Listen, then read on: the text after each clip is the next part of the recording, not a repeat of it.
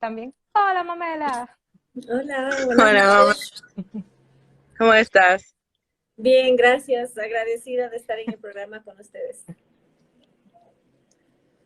Muy bien, para los que no la conocen todavía, ella es Mamela Fiallo Fiore, ella es maestra de lengua española, maestra de sociales, activista pro vida y una gran mujer.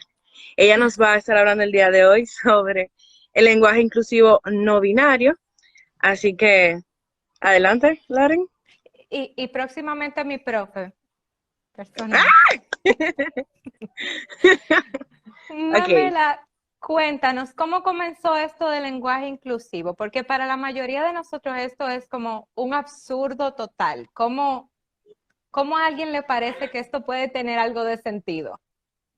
Perfecto. Bueno, primeramente hay que entender lo que es la batalla cultural y cómo es una guerra frontal contra la cultura occidental.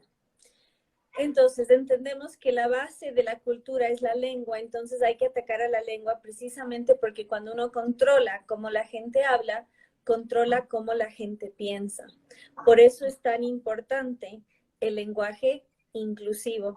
Creo que el mejor referente respecto a la lucha contra esto sería el psicólogo canadiense Jordan Peterson. En Canadá, cuando se intenta aprobar la ley C-16, él se enfrenta públicamente y dice, es que me están regulando cómo hablar. Y yo no puedo admitir, sea lo que sea que quieran que diga, que me regulen qué decir. Y ese es el gran problema. Hay que tomarlo, perdón, si quieres ya hacer la siguiente o si No, continúo.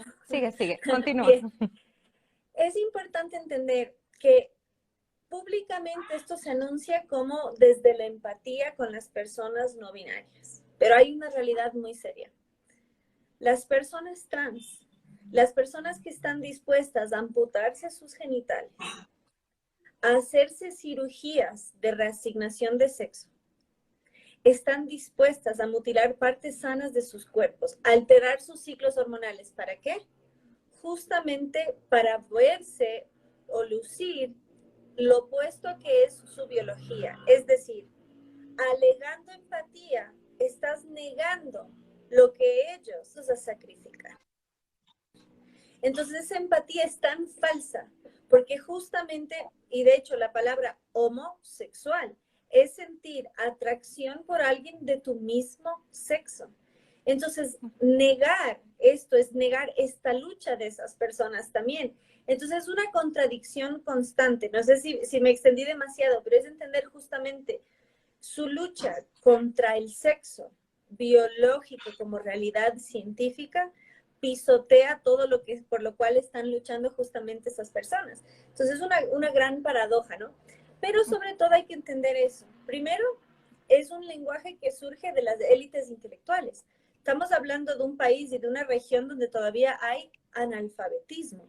Hay gente que no sabe leer. Y dentro de la gente que sabe leer, hay gente que no sabe leer bien.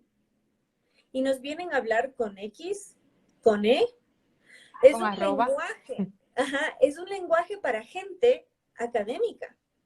Vayan ustedes al campo a hablar con gente que está de sol a sol ordeñando vacas y explíquele los géneros no binarios y qué es una construcción social. Se va a decir, ¿qué? Y otra cosa, esto expone que esto no es una lucha del pueblo, sino justamente de las élites intelectuales. ¿Por qué? Porque estamos ante una pandemia que produjo una crisis sanitaria y económica. Estamos luchando por levantar las economías de nuestros países y esto no es un tema prioritario. Entonces, justamente muestra la desconexión de estas élites de las necesidades del pueblo. Si justamente queremos incluir a las personas distintas, no lo podemos hacer deformando el lenguaje, sino haciéndolos parte. Y termino con esto, el primer punto. La Real Academia de la Lengua Española distingue a nuestro amado español de las demás lenguas, precisamente porque hay grupos de estudiosos que pasan aprobando y desaprobando cómo va cambiando la lengua y se han resistido al lenguaje inclusivo. Y dato importante en particular para las feministas, la mitad del panel es femenino. Y no porque sea por designio ni por cuota, sino por sus méritos han logrado que sea así y son mitad, mitad. Y tanto los hombres como las mujeres de la Real Academia de la Lengua Española dijeron no. El castellano tiene como plural el masculino y eso no excluye a la mujer, al contrario. En el castellano, cuando hay un elemento femenino, se destaca y se distingue. Entonces, es muy importante no caer en esa retórica victimista, que la mujer es excluida del lenguaje, no. Justamente lo masculino se engloba y lo femenino se destaca. Entonces, si queremos en verdad visibilizar, hay que reconocer lo que se es. Y estas personas no binarias reniegan de la lucha y del sufrimiento de las personas que hacen hasta lo imposible por parecer el sexo opuesto a su biología. Sí, mira, yo no lo había pensado desde ese punto de vista porque sí lo había visto del lado feminista, que se sentían excluidas como con el plural terminado en O, pero es muy cierto que una persona que haga todo un tratamiento de hormonas y cirugías y todo para acabar llamándose ella, cuando lo que quiere es llamarse del sexo opuesto, es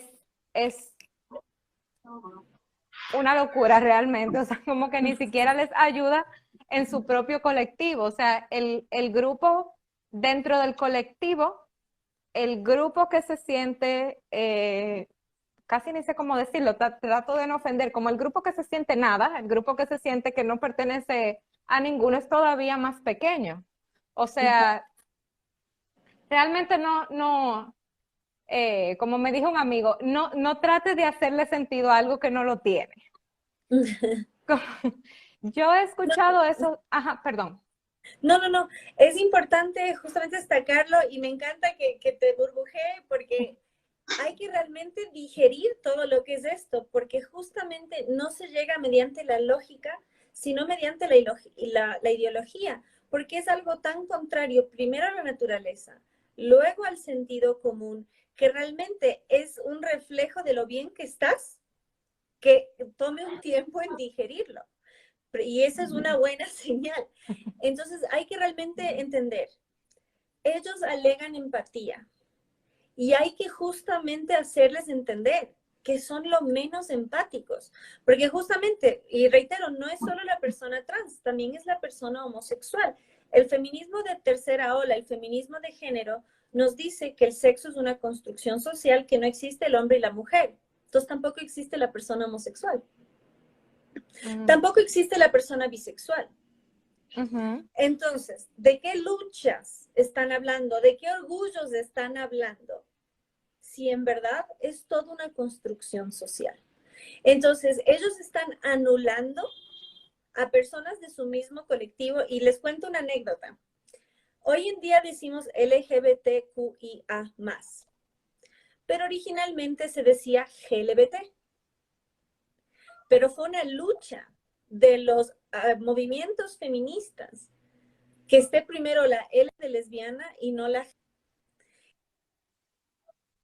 Entonces, es muy interesante cómo incluso dentro de este colectivo hay estas luchas de jerarquizaciones desde el lenguaje. ¿Por qué? Porque el feminismo parte de la falsa premisa que la mujer ha sido menospreciada, ninguneada y desplazada, entonces hay que ponerla otra cosa.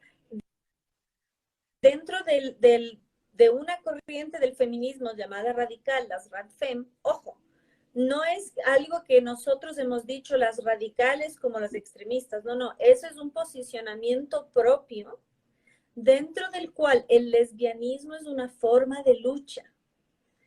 Entonces, justamente porque aducen que la heterosexualidad es impuesta. Entonces, para luchar contra este sistema heteropatriarcal, deben ser lesbianas. Entonces, nuevamente esto contradice su discurso. ¿Por qué?